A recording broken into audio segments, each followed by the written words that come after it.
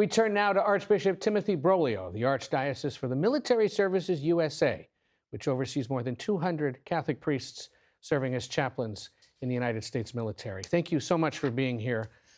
We really appreciate it. And part of the reason we wanted to hear from you is yours is a unique ministry in the sense that you don't oversee a geographic region or any real significant church real estate. You essentially minister on bases and the battlefield.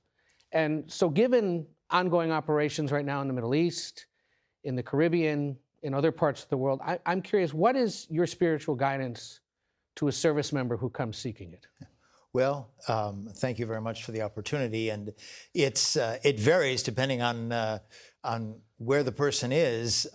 We're dealing with a situation in the Middle East now, for example, where the chaplains are still in place, but many of the dependents have been moved to Europe or back to the United States. So they find themselves in a situation where the faithful to whom they were ministering are either gone or they're in hotels. So that changes the whole reality. And then there are others, of course, who are with the troops that have been moved in. And of course, their ministry in a certain sense is a little more regular, but it's still a challenge because of the situation.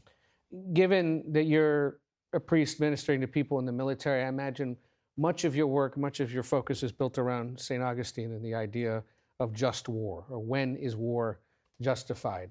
The idea that it's only waged as a necessity and in order that peace may be obtained, and more broadly, perhaps, that the response is proportional. Correct. That's to gloss over pretty deep teachings, but essentially that's the root of it. I know that after the president, for example, threatened to take Greenland by force, you had said in an interview, it doesn't seem acceptable to invade a friendly nation and that such rhetoric tarnishes the images of the United States. You said it would be an illegal and immoral order to kill deliberately the survivors aboard an alleged Venezuelan drug boat if they don't pose an immediate lethal threat to our armed forces. So given what's going on in the Middle East, I'm curious, is the war with Iran justified? I would think under the just war theory, it is not, because while there was a threat with nuclear arms, it's compensating for a threat before the threat is actually realized. And I think there I would line myself up with Pope Leo, who has been urging for negotiation.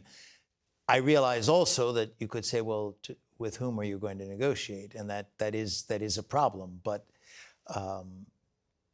in the meantime, lives are being lost both there and also among our troops. So it is a concern. And so if you're hearing from a service member who says, if your teachings, if your guidance is this is not justified, what am I to do as a Catholic who's in the service? And that's a very good question, because obviously the way conscientious objection is set up in the United States military, you cannot object to a specific war or a specific action. You can only object to, I'm opposed to war. So I would think it depends on where you are in the chain of command. Obviously, the Marine who's given an order, he's not in a position really to resist that order. I mean, he has to obey unless it's clearly immoral. And then he would probably have to speak to his chaplain, to his chain of command. The question might be, would generals or admirals have space to perhaps say, can we look at this a different way? Right. But having spoken to some of them too, they're also in the same dilemma. So I guess my counsel would be to do as little harm as you can, and to try and preserve innocent lives. And you're approaching this from a moral perspective. This isn't a partisan thing. This isn't ideological for you or geopolitical. You're a moral leader. So obviously, someone in the service who grapples with this will seek guidance from you and your brother chaplains.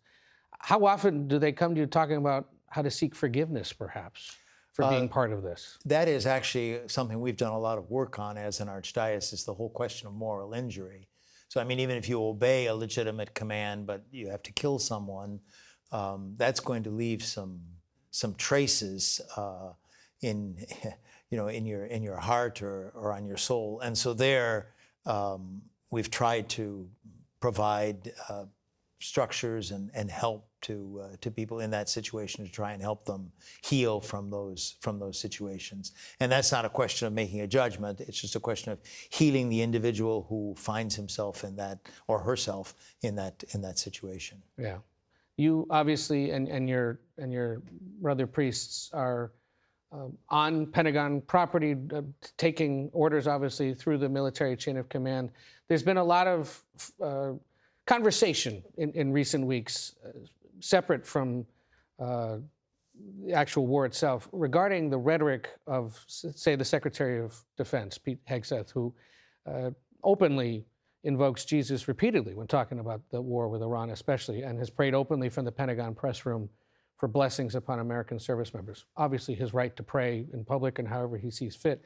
But what do you make of that sort of focus and sort of trying to cast this war as something that perhaps Jesus would justify?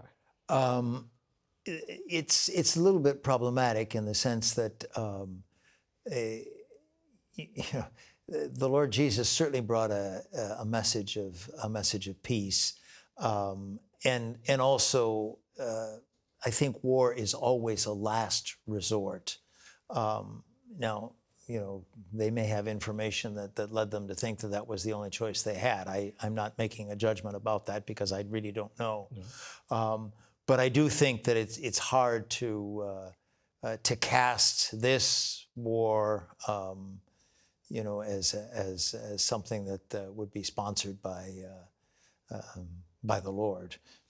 And that's certainly something the Pope has suggested himself, right? Yes. Not commenting on the secretary, but commenting on war generally, that this idea that if you're praying for the success of the war, what is it he said recently? He said, God does not listen to the prayers of those who wage war, but rejects them. I mean, that would seem to put a lot of what's going on right now in conflict. It certainly would. And I turn back to Paul VI, who made very few trips outside of Italy. But when he did come to the UN, he made that dramatic appeal, which I saw live on television as a little kid. Jamais plus la guerre, jamais plus la guerre, never again war, never again war.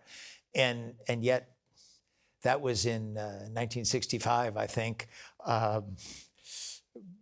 Now, so many years later, we're still in this situation. So I think I would be in. I think Pope Leo would definitely support saying that we have to find a situation where men and women can sit down and find avenues of peace. In our remaining moments, you obviously minister primarily to Catholic service members, but this is a holy season, Passover underway, Ramadan recently having ended, and ultimately on the battlefield, it doesn't matter to your brother chaplains whether they're Catholic or Protestant or Jewish. What's the interfaith dialogue like these days, especially at a time of war? I think it's very healthy in the sense that there is a genuine desire to collaborate. I know most of the rabbis in the services because we frequently travel at the same time.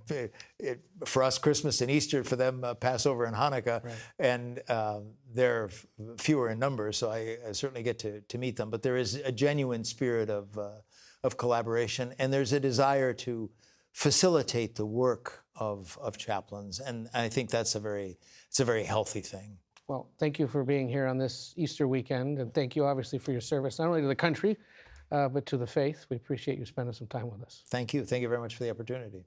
And we'll be back in a moment.